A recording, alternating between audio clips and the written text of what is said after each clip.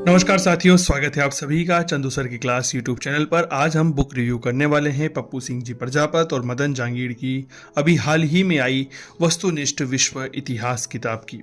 इस किताब में यह कहा गया है कि assistant professor KVS, NVS, EMRS, PGT, TGT history exam, साथ ही RPSC school lecture history exam के लिए महत्वपूर्ण हैं। ठीक है, इसमें 16 चैप्टर दे रखे हैं, 16 प्रैक्टिस पेपर हैं, साथ ही 5 मॉडल पेपर हैं। इसके लेखक पप्पू सिंह प्रजापत, मदन जांगीड़, डॉक्टर दिवाकर मिश्रा, कुलदीप फेनन हैं। ठीक है सर, इस किताब में जब हम कवर पेज को पीछे की तरफ देखते हैं तो रॉयल बुक पब्लिकेशन दे रखा है और साथ ही इसकी प्राइस मेंशन कर रखी है 285 रुपये। यह वेरी करता है कि आप कहाँ से इस किताब को खरीद रहे हैं। क्या बात क्लियर हो गई? जैसे मैं जयपुर में रहता हूँ तो यह किताब लगभग 210 से 215 या 20 रुपए तक यहाँ पर पड़ जाती है। बाकी हर जगह की अलग अलग प्राइस रहती है। चलिए शुरू करते हैं। सर, इस किताब को जब हम देखते हैं तो यह पूरी तरह वस्तुनिष्ठ है, इस बात की बात कही गई है। यहाँ पर इंडेक्स दे रखा है। इंडेक्स में के अनुसार किताब पुनर्जागरण से प्रारंभ होकर के यहाँ पर शीत युद्ध, सोवियत संघ का विघटन और गुट निरपेक्ष तथा तृतीय विश्व तक यह किताब आती है। कुल मिलाकर के 219 पेजों में पूरा विश्व इतिहास के एमसीक्यू यहाँ पर दे रखे हैं।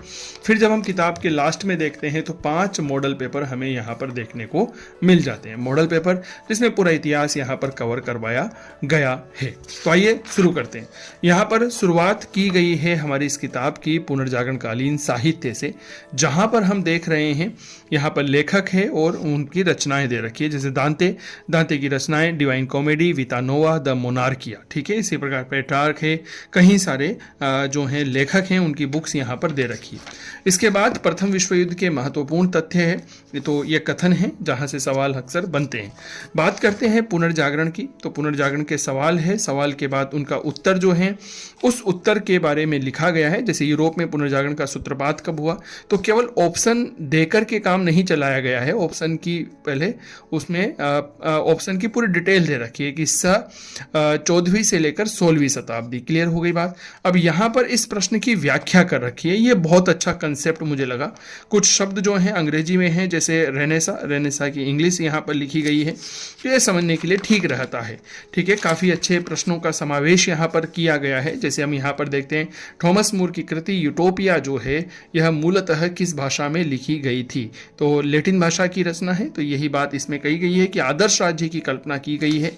ठीक है, आगे बात करते हैं तो इन्होंने लास्ट में प्रत्येक चैप्टर के बहुत अच्छा काम यह कर रखा है कि पुनर्जागरणकालीन चित्रकला यहाँ पर दे रखी है, जिसमें चित्रकार और उनके चित्र यह हमसे कहीं बार पूछे जाते हैं। जैसे राफेल हमारे आरपीएससी तो फर्स्ट ग्रेड का काफ़ी लोकप्रिय है, माइकल एंजेलो है।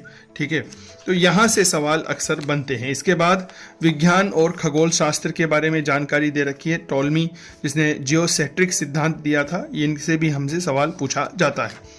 धर्म सुधार आंदोलन की चर्चा करते हैं तो इसके भी कुछ महत्वपूर्ण सवाल यहाँ पर दे रखे हैं। वही प्रारूप इन्होंने अपना रखा है। प्रश्न जैसे ही चैप्टर कंप्लीट होता है तो धर्म सुधार आंदोलन के जो प्रमुख लेखक हैं उनकी रचनाएं एक साथ दे रखी है। ये एक रिवीजन, देखो एक एज अ टीचर में अगर आपसे बात करूं तो यह सब जो कंसेप्ट है कि लेखक और उसकी रचनाएं, तो यह जब परीक्षा का हमारा अंतिम समय होता है और हम रिवीजन की बात करते हैं तो उस समय ये बहुत ज़्यादा हेल्पफुल रहता है, बहुत ज़्यादा उपयोगी रहता है। तो इसलिए यह एक बहुत अच्छा कंसेप्ट है। इसके बाद भौगोलिक खोजें और प्रबोधन युग आ जाता है।